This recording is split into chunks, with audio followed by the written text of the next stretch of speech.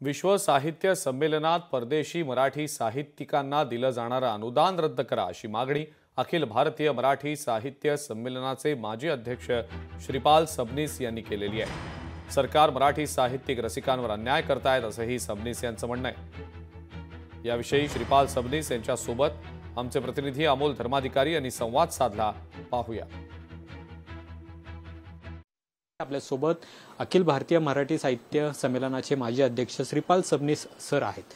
Sir, कसं बघता, एकंदरीत पुन्हा एकदा चर्चा सुरू झालेली आहे, साहित्यिकांना डावलण्यात येते दिल्लीतल्या साहित्य संमेलनामध्ये?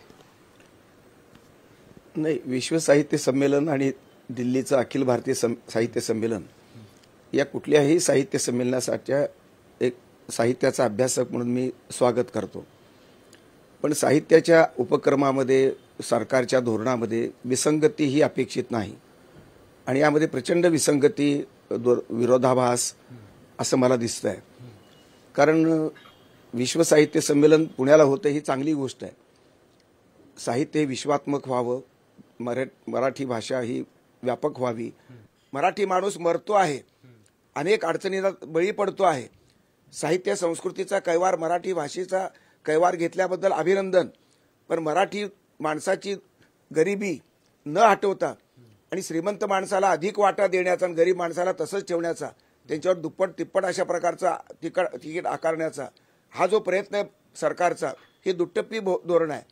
केंद्र सरकारही भाजपचं आहे, महाराष्ट्र सरकारही भाजप परिणित आहे।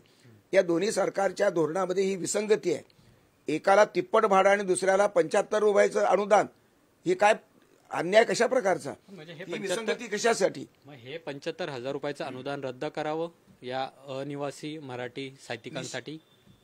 हे अनुदान निश्चित रद्द करावं अशी मी मागणी करतो। लोकशाही मराठी ऐका, पहा, जागरूक रहा।